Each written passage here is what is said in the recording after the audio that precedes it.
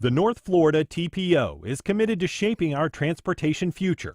We're focused on planning, funding, clean fuels, and new technologies for a vibrant, connected community. Learn more at northfloridatpo.com. This is WJCT News 89.9 Jacksonville. Up next, national and local news from NPR and the WJCT News team.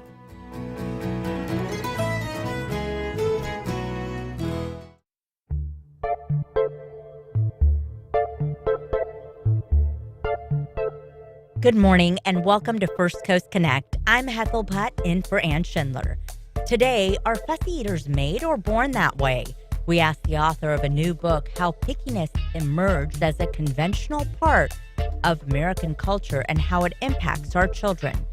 Then it's peak growing season in St. Johns County, and local cultivators are opening their gates to the public. From snap peas to sweet potatoes, how you can meet the farmers. And Connecting to Purpose, the nonprofit leader shares her tips for living an intentional life in a new interactive workbook. Join the conversation. Give us a call on air at 904-549-2937 or head to firstcoastconnect.org, where you can find all the ways you can connect with us. Stick around. We'll be right back after the news. Live from NPR News in Washington, I'm Corva Coleman. The White House says President Trump will address the country tonight about the U.S. and Israeli war in Iran. President Trump has appeared to reverse himself. He originally said he wanted Iran's unconditional surrender. Yesterday, Trump said he's now ready to end the war. I would say that within 2 weeks, maybe 3, we're hitting them very hard. Last night, we knocked out tremendous amounts of missile-making facilities. But a short time ago, President Trump wrote online he is now claiming that Iran's new leader has just asked the U.S. for a ceasefire. Trump says the U.S. will consider that when the Hormuz Strait is reopened. Trump says until then, the U.S. is, quote, blasting Iran into oblivion. Just yesterday, Trump said the Strait was a problem for France or for other countries, not for the U.S.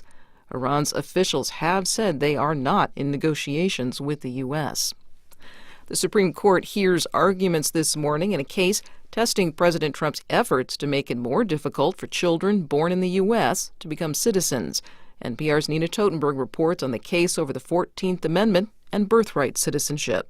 Even in periods of great hostility to immigrants, the notion of birthright citizenship has remained so entrenched that during World War II, when Japanese enemy aliens were imprisoned in U.S. detention camps, their newborn children were automatically granted American citizenship.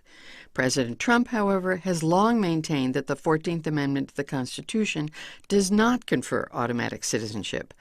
And so on day one of his second presidential term, he issued an executive order that bars citizenship for babies born to parents who enter the country illegally or who are here legally while they live and work on temporary visas. To date, every judge to have ruled in the case has barred Trump's order from going into effect. Now the Supreme Court will decide. Nina Totenberg, NPR News, Washington. Election officials say they'll challenge President Trump's decision to have the federal government take a role in mail-in ballots. Trump signed an executive order yesterday, but NPR's Ashley Lopez reports the Constitution says only state and local governments can run elections. President Trump signed an executive order Tuesday that seeks to create a list of U.S. citizens who are eligible to vote in each state.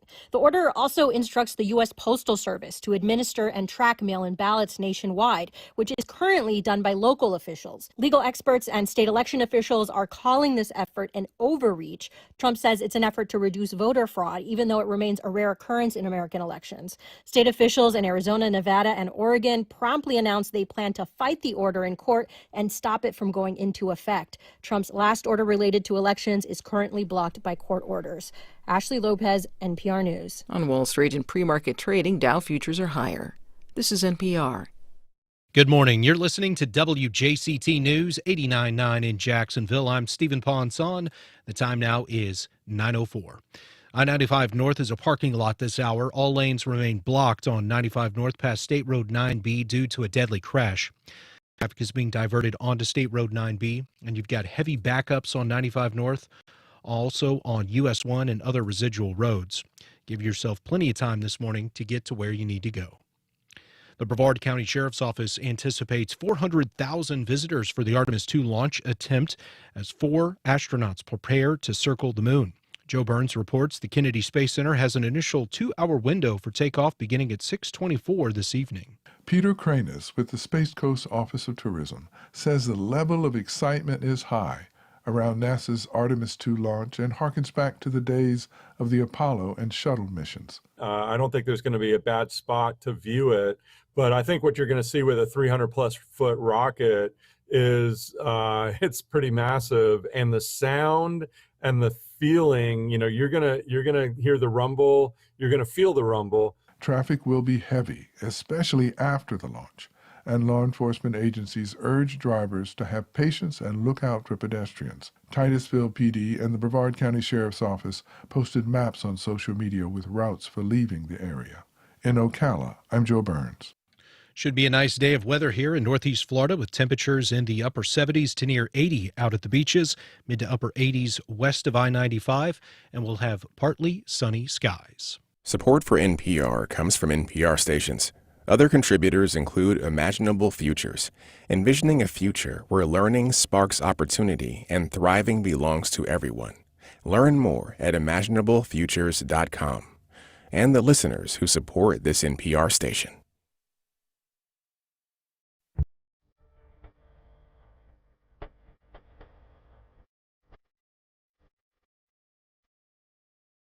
Support for First Coast Connect is provided in part by Baptist Health and North Florida TPO. Welcome to First Coast Connect. I'm Hethel Putt in for Ann Schindler. Today, whether it's chicken nuggets and French fries or mac and cheese, children have become pretty picky about their food. We're diving into the historical, cultural, and scientific drivers behind choosy eaters. Later in the program, how St. Johns County farmers are tackling growing challenges following the recent freeze. But first, American children have long enjoyed the privilege of kids' menus and meal alternatives, the otherwise more adventurous adult foods. But it hasn't always been that way.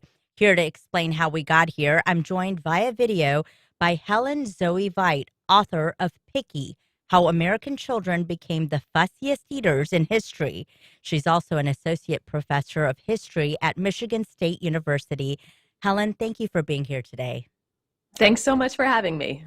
Now, your work centers on the history of American food. How did you get into this field of study?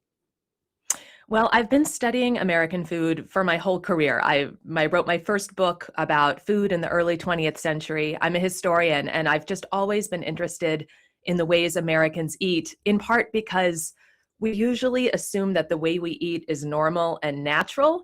And when you study history, one of the big things you find is that it's changed so much over time. So I love this intersection of biology and culture. And what exactly qualifies a kid as a picky eater, and how has that definition evolved over the last century or so? Yeah, that's a great question. Our sense of what pickiness means has really changed over time. Right now, there is an incredible focus on texture. When people talk about pickiness today, right now in the 2020s or in the 2010s, texture is one of the first things people talk about.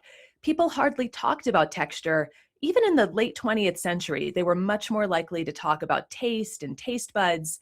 In earlier decades, people said, well, if a child is picky, it's because they're not hungry enough. They don't have a good appetite. And then if we go back about 100 years to the 1920s or 1910s, nobody said that children were picky at all.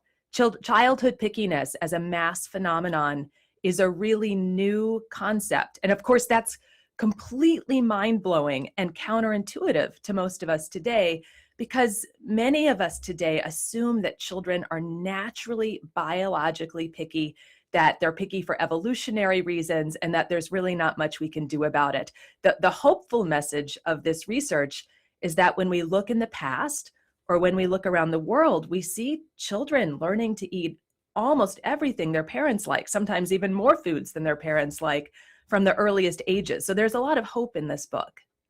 How is pickiness considered a privilege? Well, today, I would say that pickiness is really democratized in America, which is to say that sometimes the poorest children, and there are a lot of children in our country who face food insecurity. This is one of, the great tragedies of the modern United States, is that in the wealthiest country in the world, a really significant percentage of children, somewhere around 1 in 5, sometimes experience food insecurity. And yet those same children are often really picky. However, that is new. The idea that, poor children and underprivileged children could be picky. No one thought that in the past. As late as the 1960s in the United States, people said, well, of course, poor children aren't picky. They have to eat what they're given. That made sense to people at the time. That has a lot to do with the weirdness of our modern food system, the way that food subsidies work today, where junk food and highly processed food is artificially cheap because the government subsidizes corn and soy and things that make it cheaper to have these processed and fast foods. Let's talk a little bit more about that, because I think that is one of the biggest challenges that parents face is processed foods. Is that an uphill battle? One of the things that I like to say to parents is that we tend to think of children's food as a battle. We tend to think of it as a sort of combat situation. And you often hear these metaphors when people talk about children's eating. But, back in the past, people didn't talk about food as being a fight. In the 19th century, Americans assumed that children loved to eat. When they talked about childish eating, what it meant to be a childish eater was someone who ate indiscriminately. They were greedy, they were eager, they were curious. That was what childish eating meant today. The fact that even we have this idea that it has to be a standoff or a battle and one of the parties is going to win, that's a very modern way to think about food. I just want to put that out there just because it's also really mind-blowing to us. In terms of processed food, one of the many problems around children's food is that as it emerged in the 20th century as a distinct culinary category, it was most often pushed by marketers who were trying to sell, packaged food, usually highly processed food, which means that it had been molecularly manipulated in factories, that had been changed on a molecular level to be highly palatable, to be really sweet, really salty, melty, crunchy, to have these really easy to love flavors and textures. And the very fact that, it was processed meant that it was going to be packaged. It had the advertising as part of the packaging. And these could be labeled kids' foods. They could have cartoon characters on them or other, personas. They could be marketed with jingles and on the radio and on television. So from the beginning, as it emerged, children's food in this country really was, linked to highly processed food in this way. And of course, those flavors, the fact that it's so easy to like, changed people's ideas about how children could and should learn to like food. So children who from a really early age were being fed first, sweetened baby foods, these jarred purees in the 50s and 60s and 70s were highly sweetened and salted.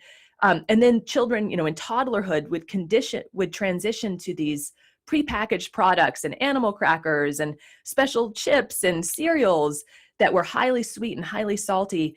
The idea that children could like some foods right away became part of our culture. And the idea that it can take children lots of repeated exposures to learn to like other foods dropped out of our culture. So when did nutrition science begin to play a role in what parents feed their children, and how is that today? Well, modern nutrition science emerged in the early 20th century. So the 1900s, the 1910s, concepts like vitamins and calories first entered Americans' vocabularies. And so, 100 years ago, you had these middle-class parents who were hearing this new message like, oh, you have to feed your kids vegetables. You have to feed your kids milk. People hadn't thought about nutrition as an obligation before. Back in the 19th century, people had eaten lots of vegetables. Sometimes they'd eaten lots of milk and other foods. But those had just been family foods that everybody ate. This idea that there was like a certain ration of nutritious foods that children had to eat on a schedule, this was seen as a really modern way to approach child feeding. So middle-class parents started saying, okay, you have to eat your creamed spinach and the baked fish and this milky custard for your 5 o'clock dinner. And if you don't eat it, then that's a problem. That kind of oversight and supervision and the idea that there was a certain quantity kids had to eat, that made, for one thing, it made meals probably less pleasant for kids. They were like, the food was less delicious, probably. It tended to be less seasoned, more plain. That was kind of a trend of the era. And parents started worrying. They're like, oh my gosh, Junior didn't finish his creamed spinach. He's going to be iron deficient. What are we going to do? That kind of oversight, introduced these metrics into meals that were, probably not really great for anybody. And parents started talking about kids as being, my child's a reluctant eater. They wouldn't eat their spinach. Whereas in the 19th century, when kids had just been presented with lots of flavorful foods, and also when the foods had been more highly seasoned, there had been more condiments, and when children had come to their meals hungrier, back in the 19th century, that had been an environment that really encouraged kids to eat widely and to eat, with enthusiasm.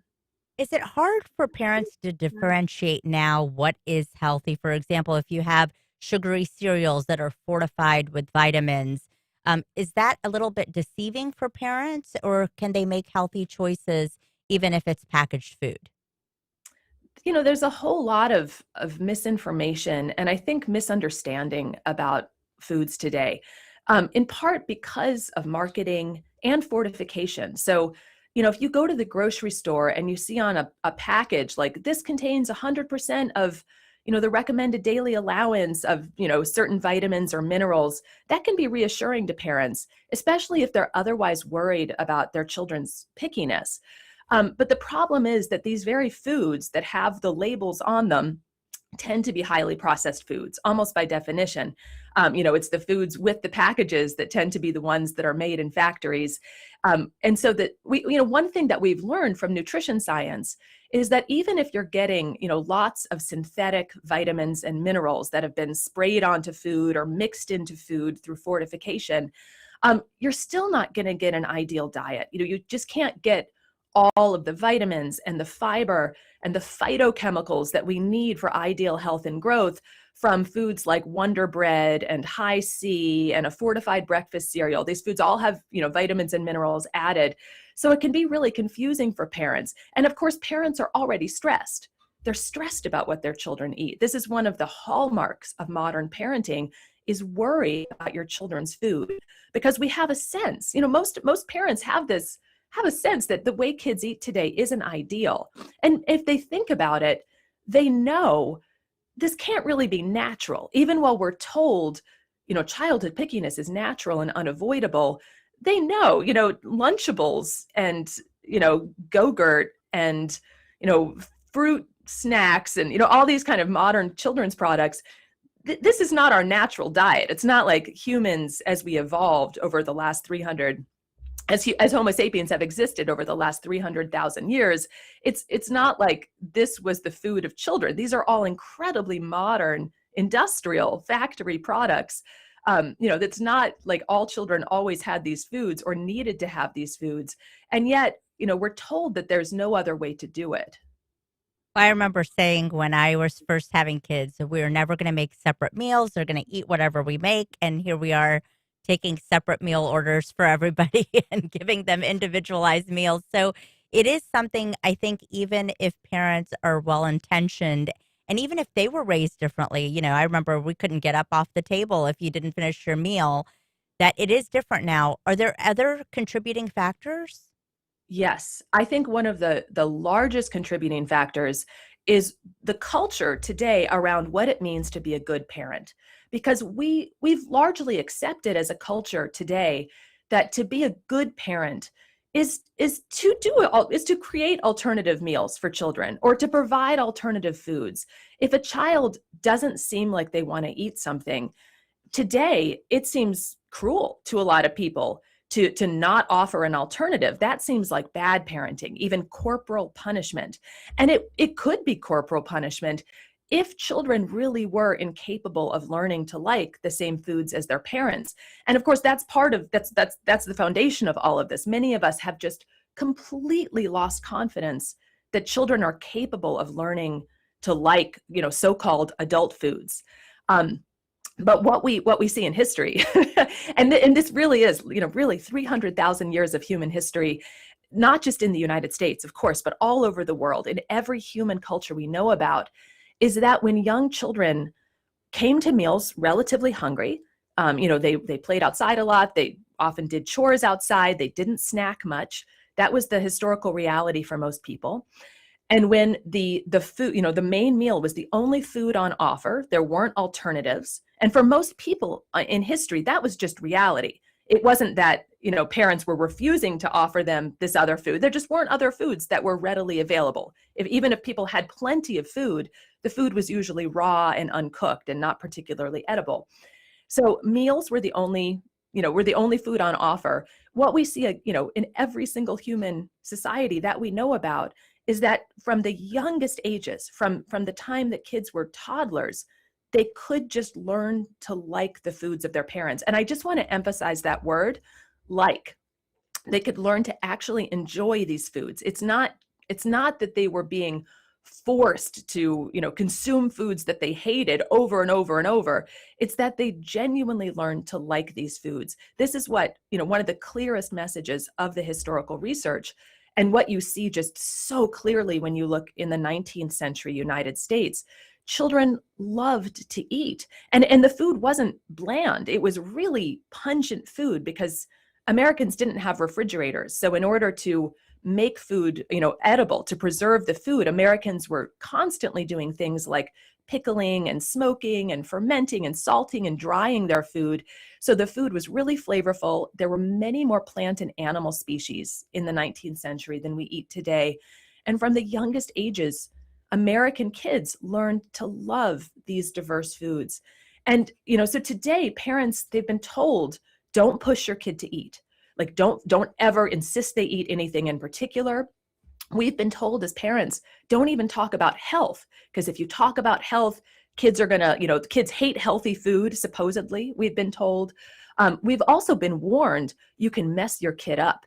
You can create dysfunctional relationships with food, or if you insist a child eat a certain quantity, then a child will never develop a sense of authentic fullness, and then they'll be prone to overeating. Or if you make dessert a reward, then they'll associate dessert with love, and then they'll become overweight or obese.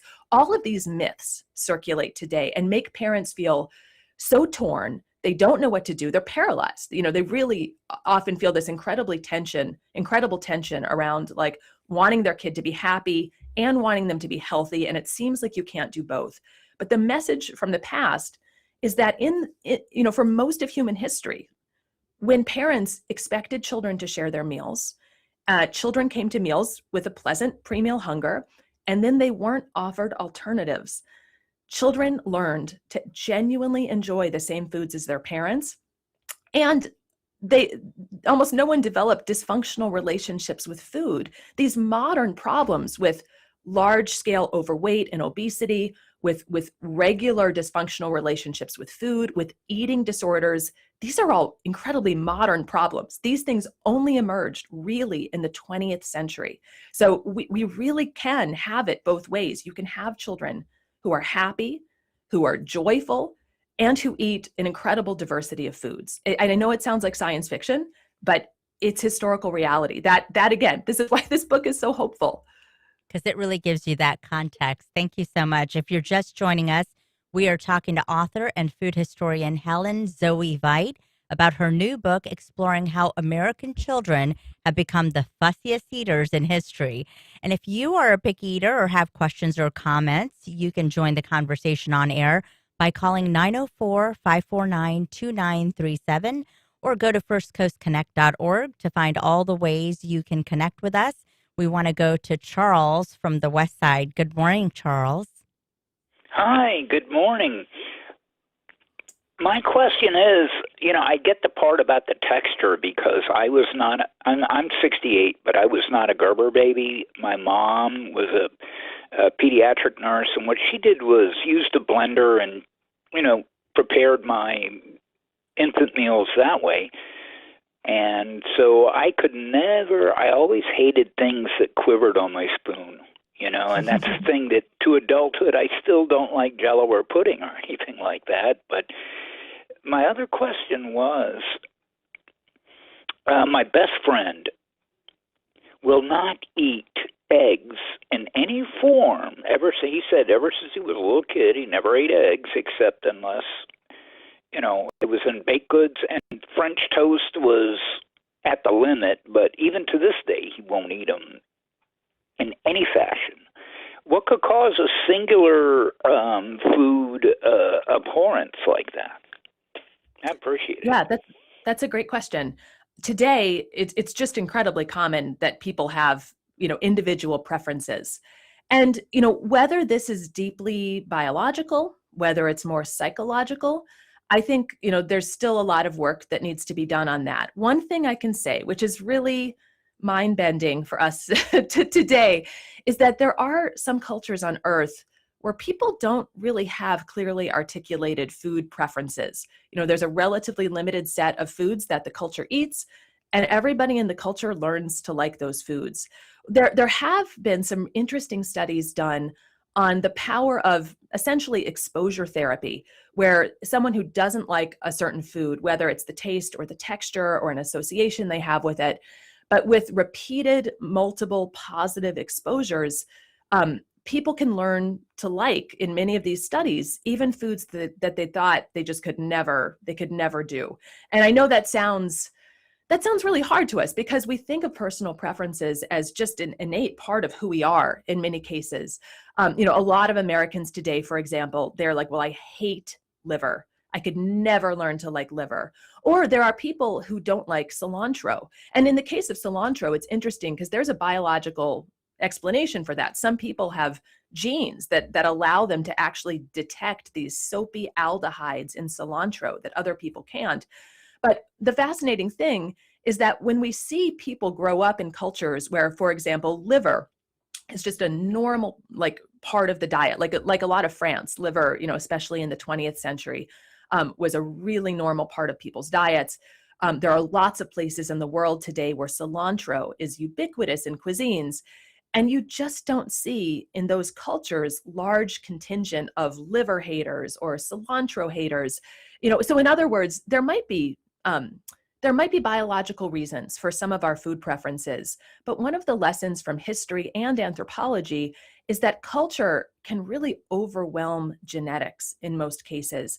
And even people today who are like cilantro haters because they have these detectors that let them taste these aldehydes, when they want to change and they have multiple repeated exposures to cilantro, they report learning to like cilantro too.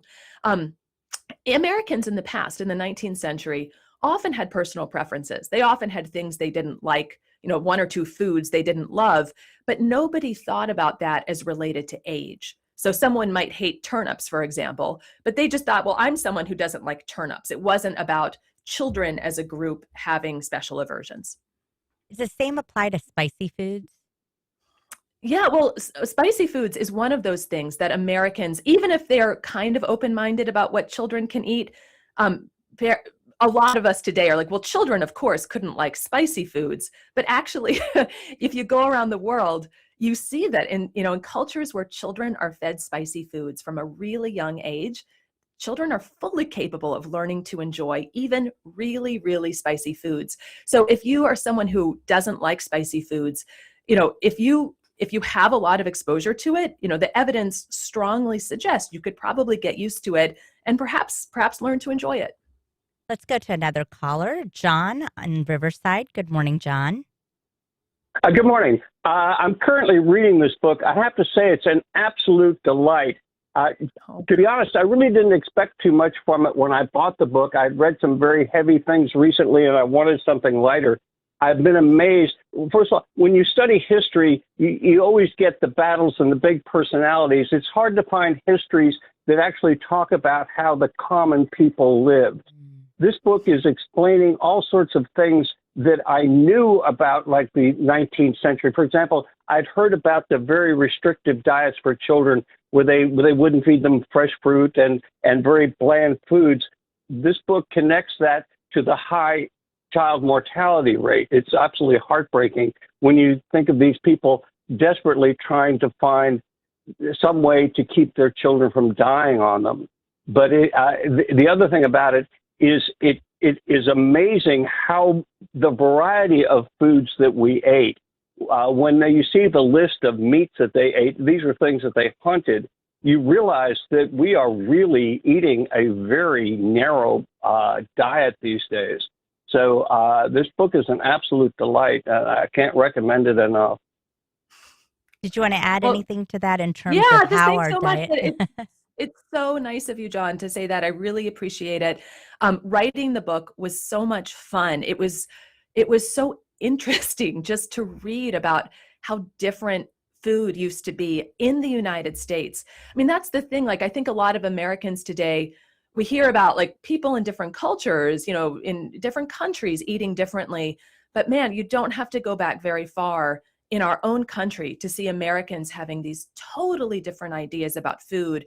And just to sort of expand a little bit on what John was talking about with child mortality, you know, I really see the origin of some of our ideas today that children should eat differently. It really goes back to the 19th century because child mortality rates were so high, and they were high because of diseases. Like epidemic diseases was the number one cause. There were no vaccines. People didn't know about germs. This was before germ theory had solidified, and they were searching for a reason. You know, why are children so uniquely vulnerable to disease and death?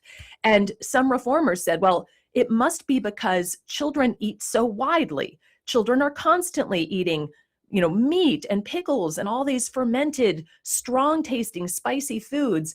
And it must be that these are too stimulating for their little bodies. So they started encouraging people to feed their kids bland food, unseasoned food. And from this, we really see, you know, the modern version of children's food as its own separate genre emerge in the 20th century. In the book, you talk about the role of texture and color and how famous civil rights leader James Weldon Johnson, who was born right here in Jacksonville, loved what he described as the almost vicious consistency of gumbo as a young boy. Why was that considered unusual?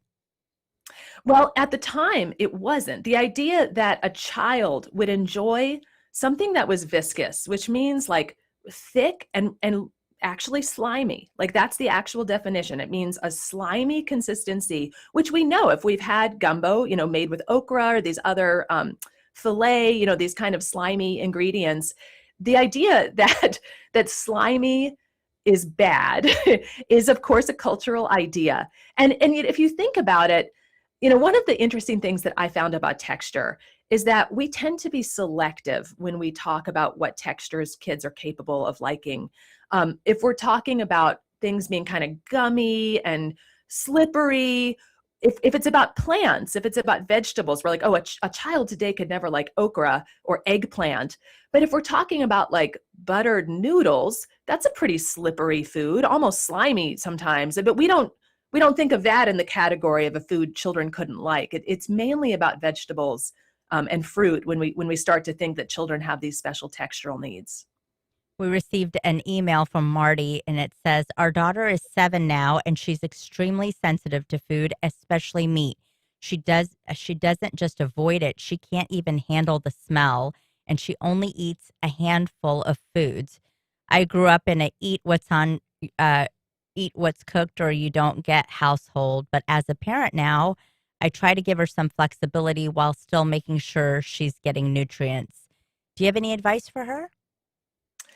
Yeah, I mean, for one thing, you are not alone. Like that is, you know, an incredibly normal dilemma to be in as a parent in the 2020s and in the 21st century. That's just like a normal way to be. You know, if you are interested in expanding your daughter's taste and the things that she takes pleasure in, I give a lot of tips in the book to parents in general. I have 3 children, and from birth, I raised them with very, very different methods than Americans today, because I was spending my work days with 19th century people and just hearing about this totally different parallel universe where people did things differently. So I'll just describe what I did. And it may or may not speak to anybody listening as a parent, and it may not feel comfortable to everybody, but what I did, I tried to make sure my children had pleasant pre-meal hunger.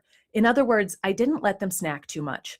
I did let them snack. I love snacks myself. I am pro snack, But if I knew we were going to eat in an hour and one of my children said, I'm hungry, I'd say, oh, that's great. Hold on, we're going to eat in an hour. You're going to love dinner. It's going to help you enjoy dinner. Then during dinner, we are told as parents today, don't urge your children to eat. That's annoying. I absolutely urged my children to eat. I would, with joy and enthusiasm and humor, I would say exactly why I loved the foods that we were eating. I would describe why I loved them, and I would encourage them to eat over and over. My children were all really neophobic, which means they were scared of new foods. They often did not want to eat what we were eating. They would, clamp their jaws and twist their faces away. But with love and humor, I would encourage them to eat over and over and over and over again in the same meal. And many, many times I could get them to be eating something, accepting it, liking something by the end of the meal that they had rejected multiple times at the beginning. Again, they're hungry. There are no alternatives.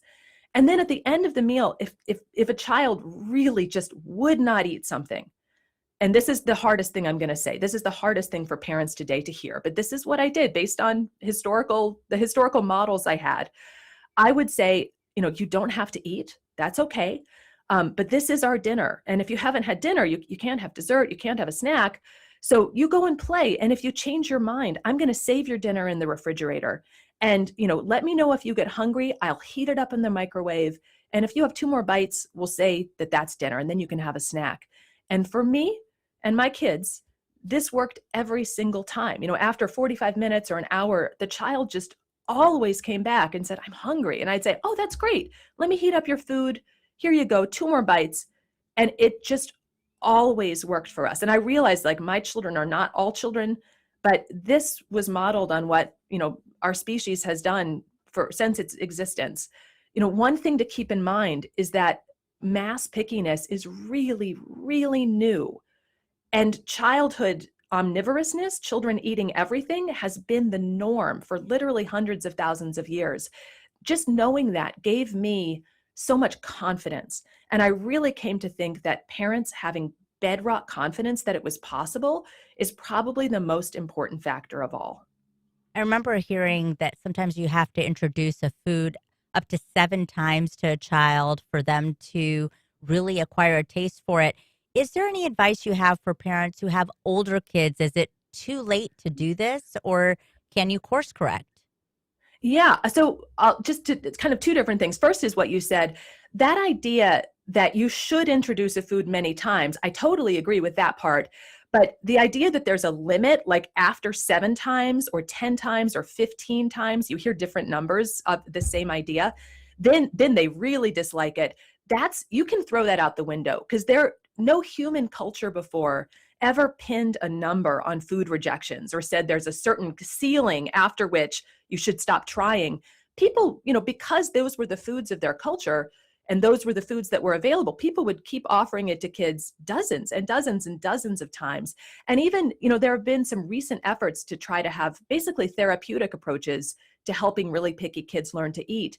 And they're finding that some kids, especially kids who might have sensory issues or other neurodivergent issues, they might take dozens and dozens, maybe hundreds of times, but they too can eventually learn to like these foods. But the ceiling is just, there is no ceiling. You can just keep trying. That's on the one hand.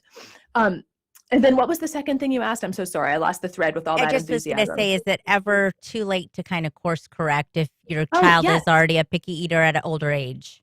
That's a great question. And actually an extremely important one, because I imagine many parents today have children who are picky. I raised my children from birth to eat, to eat in this way. And it really, I had these, wonderful personal results that were very confidence enhancing. However, I also live in a neighborhood that's filled with kids. My 3 children have lots of friends. We have kids going in and out of our house all the time. And I can say that over and over and over again, we would have kids come to our house for a meal, for a play date. And I can't count the number of times a child would leave our house having learned to like a new food that their parents thought they could never like. I mean, I literally have friends who are like, my child eats 12 foods and 11 of them are beige. But the 12th food is those garlicky green beans that he ate at your house that one day. I don't know how you got him to eat them. I mean, really, I had this same version of this story again and again, because, we were enthusiastic eaters. We had the confidence. My own children were around modeling, children loving this kind of food. I actually have enormous faith that even older children can also learn to eat broadly if parents, create that family culture where the family meal is the only meal that's available, if they encourage their kid to eat with love. And also, you can reward your children for eating. This idea that it's psychologically harmful to reward kids, that was not based on any evidence. Really, almost none of the psychological advice we've gotten about children's food was based on rigorous comparative evidence. It really wasn't. This is one of the chapters of my book was digging into this. You can reward kids for eat, whether it's with, enthusiasm or gold stars or a special chart. My kids had a spicy food club where when they would try a new spicy food, we'd write it out and they'd get to put how many flames they thought it was. There are all sorts of fun things you can do to make, expanding a child's palate something that's fun for them too.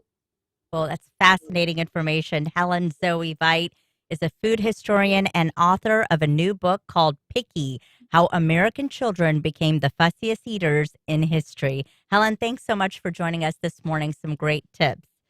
Thanks so much for having me. Yes. Up next, St. Johns County is home to hundreds of farms. We'll tell you how you can visit 5 of them after the break.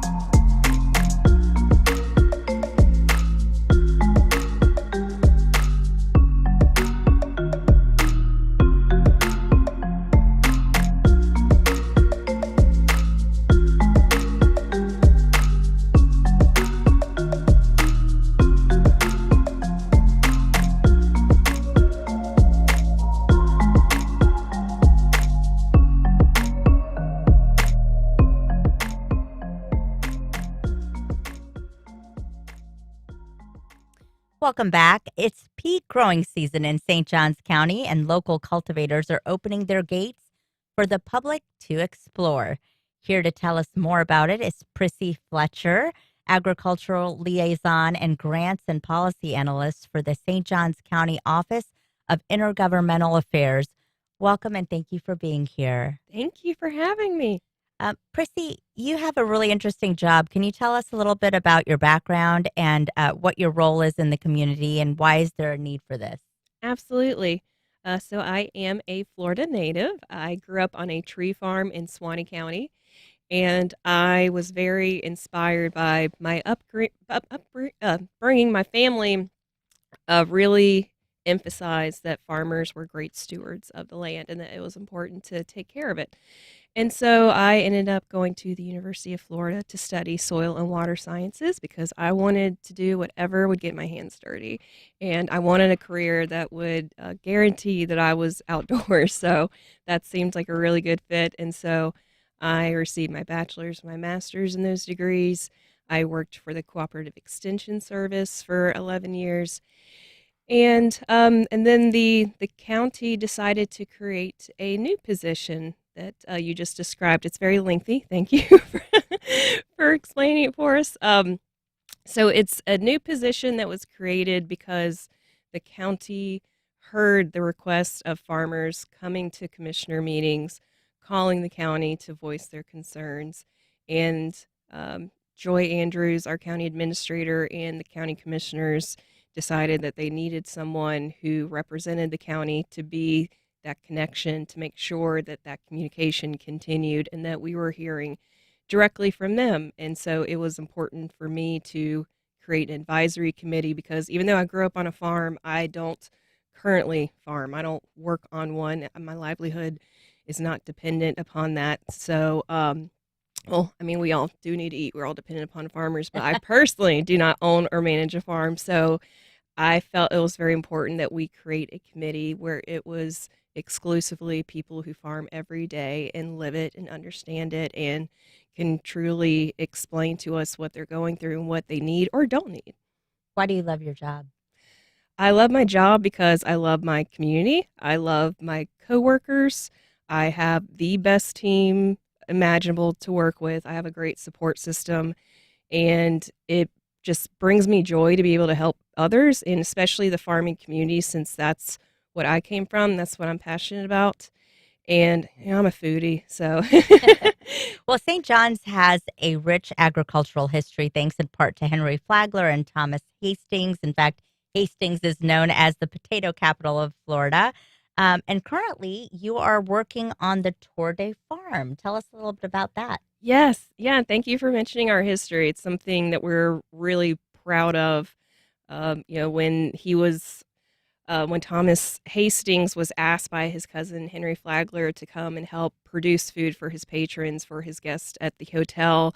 And it's grown into this, as you said, we are the potato capital. We are the hub for the winter production of potatoes in our country, which is really, really cool and unique. And one really fun activity that existed prior to the pandemic was the Slow Food First Coast Tour de Farm. So that's a nonprofit organization that was established in 2007. And the whole purpose was to connect the community with where their food comes from. So when you get a snail of approval, we're saying that your business supports food that is staying local, that's not traveling a long distance. So it's fresher, it's more accessible, less carbon footprints because of that travel, it being close. So what we were really excited to do, this group has been doing their events based in the Jacksonville area, and since it was founded in St. Augustine, they wanted to come back. And so I was really excited to ask the farming community if this is something that they wanted to participate in, and the feedback was overwhelmingly positive to bring awareness to the farms in St. Johns County, because we are known for our beaches and our tourism, and agriculture is a part of that too. So this is an opportunity for the public to come and meet the farming families. Their gates will be open. You can tour the fields for yourself. There'll be activities, other nonprofit groups at each location, and local food vendors preparing samples with ingredients that were locally sourced and in season. We want to talk a little bit about some of the challenges that the farmers are facing. A recent cold snap caused an estimated $3 billion in agricultural losses for the entire state, and Florida crops have definitely been falling victim to disease and development and disaster. So how are farmers dealing with those challenges? One day at a time. But that's, you nailed it with that list. And the freezes this winter were absolutely intense. The billions of dollars of losses locally. We were impacted with the plantings and how anything young and tender really took a hit. So, and even down in Central Florida, I know the blueberry industry really took a beating, not just with the flowers and berries, but just the plants themselves were snapped, were uprooted. So it was pretty devastating, but we're surviving and we're going to get through it. What about the citrus farmers? Yes, so citrus farmers dealing with citrus greening is still a horrible bacterial disease that is spread by a psyllid. So they are still hanging on, though. There's still hope for the citrus industry with research and continuing to evaluate cultivars that are tolerant to the disease. So there's still hope, but it's a big factor of why the price of orange juice is so expensive. There's just not as many trees anymore. I believe the last statistic I read was 94% of our groves were impacted, lost because of this. So it's really tremendous and heartbreaking to watch, because that bacteria it clogs up the vessels, the phloem of the tree, so water and nutrients can't move. So it just slowly dies as it can't feed and support itself. Well, I'm sure they're very happy that you're shining a spotlight on what they do. And this event, the Tour de Farm in St. Johns County, is this Sunday, April 12th from 11 to 3 p.m. The touring farms are across Northwest St. Johns County, and we have a link for more info and tickets on our website. Prissy Fletcher, thanks so much for being here. Thank you for having me. Up next, a new book explores how to find your purpose. through asking the hard questions. We'll be right back.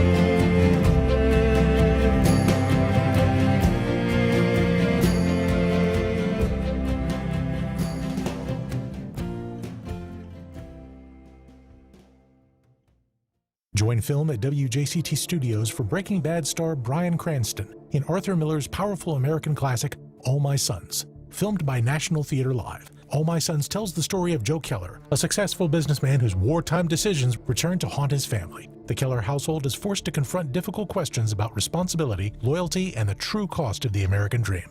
April 23rd at WJCT Studios. Doors open at 6:30 p.m. Film starts at 7. Tickets at wjct.org/film. I'm Robin Young. The Supreme Court hears arguments as it considers the Trump administration's push to end birthright citizenship, a key piece of the president's second-term immigration agenda. Experts say the 14th Amendment already confers citizenship to babies born in the U.S. Will the court's conservative majority agree? Next time, Here and Now. Today at 1 on WJCT News 89.9.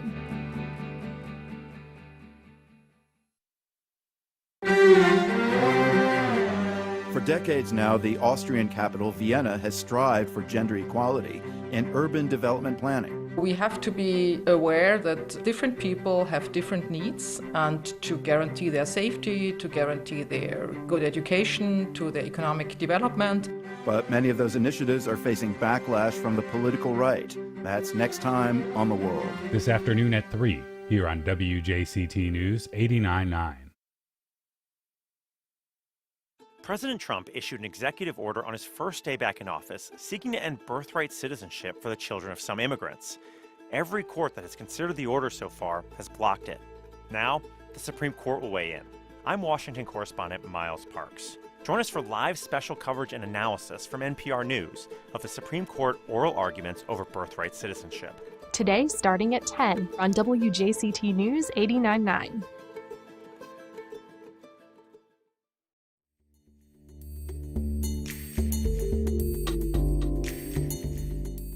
Welcome back.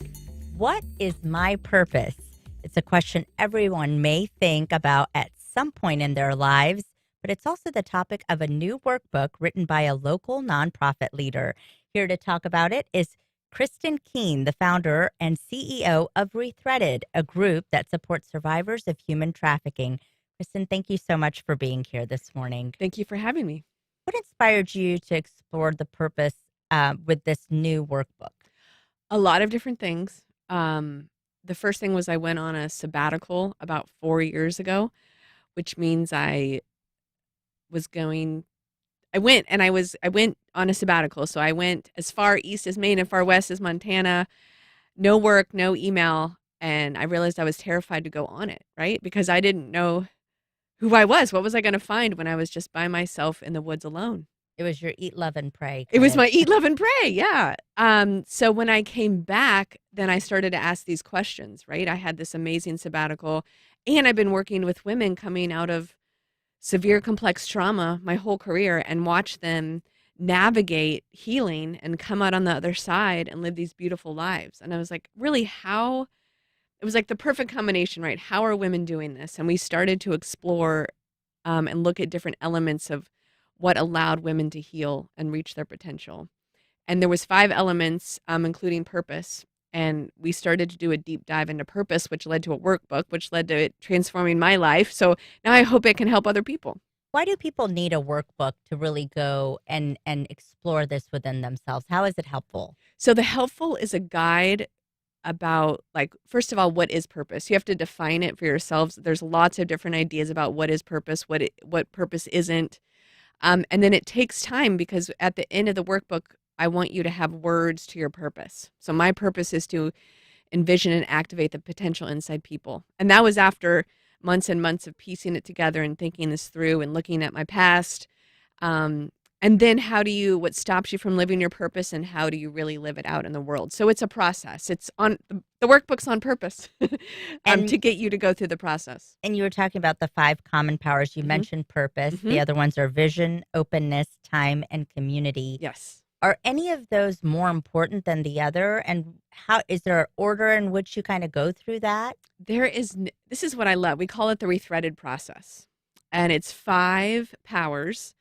And it's more like a sphere. You know those spheres that go in and out, and when you throw it in the air, it expands? That's kind of how we think of the rethreaded process.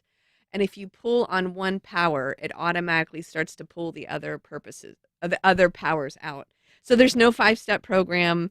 There's no, you follow this and this happens. It is an activation of these powers in your life. And you'll start to notice changes in other areas. Like when you start to live on purpose, it affects your time, right? Time is your resource in this life to reach your potential, and we all run out of it. But if you're living through your purpose on purpose, it transforms your time. It leads you to have a bigger vision in your life. So it's like all connected. So you start pulling on one and you start to grow. Who is your audience? And do you find, for example, women in midlife are more driven to re-exploring what their purpose is? Well, this has been the fascinating part, is that it's becoming universal. Like I just spoke at a conference for home inspectors in Orlando under IEB coaching. And these mostly men were like so receptive. And a lot of people brought the workbook for their children, like when they're 1920s, early 20s, right? Because they're kind of searching for what their purpose is. And the beautiful thing about purpose is that it doesn't change. It's inside you, right? And it gives you an internal locus of control, which is why this workbook can be good for any age, any gender, anyone who's asking those deep questions. I wish I would have known this earlier in my life, honestly. And now you're spreading that knowledge to other people. Yeah, now, spreading that knowledge. In a couple weeks, you're hosting the first ever Rethreaded Process conference, Purpose Edition event. And tell us what inspired you for this event very quickly. So this one is geared towards women. It comes out of our Women Empowering Women Network series. And this is a longer time period from 9 in the morning to 2 in the afternoon, where you get to take time for yourself. You'll get a workbook when you pay for the conference. You get the workbook. And it is time for you to take the time to explore those deep questions, because we rarely do that. And one of the biggest reasons is time. So this is like a gift for yourself and for those around you. Well, the Rethreaded Process Conference Purpose Edition is Saturday, April 18th at 9 a.m. at the group's main location at 515 East 9th Street. And we have a link to tickets and more information on our website. Kristen Keene, thank you so much for being here. Thank you. And that's our program. Thank you for listening. And thanks to all who called and emailed today. We encourage your feedback and suggestions, and you can submit either at firstcoastconnect.org. You can also find all of our past and current shows. And while you're there, you can sign up for the FCC newsletter, which gives you a sneak peek at upcoming guests and a chance to submit your questions in advance. Join us tomorrow when we discuss seasonal allergies and hear from an allergist about why your symptoms may be more severe this season. I'm Hethel Butt, and you've been listening to First Coast Connect on WJCT News 89.9.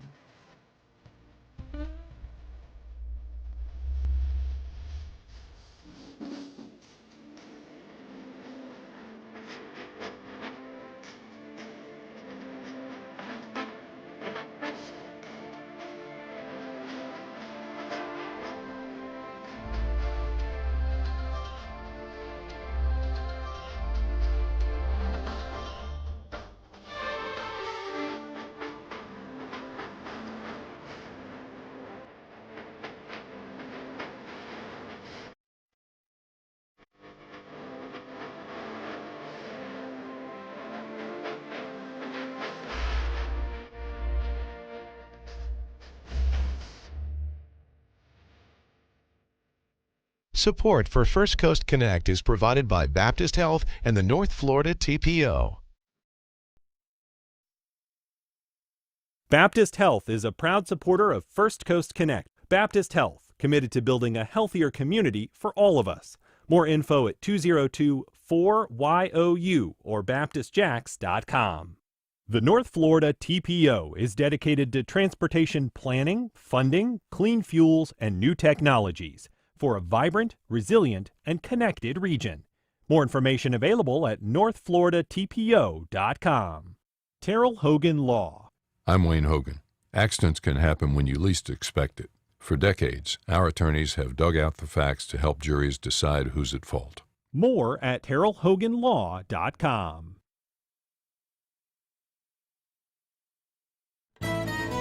This is WJCT News 89.9 Jacksonville. Up next, national and local news from NPR and the WJCT News team.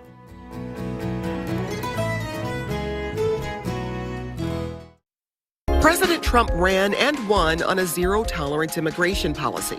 Now many Americans say he's gone too far. From WAMU and NPR in Washington, this is 1A.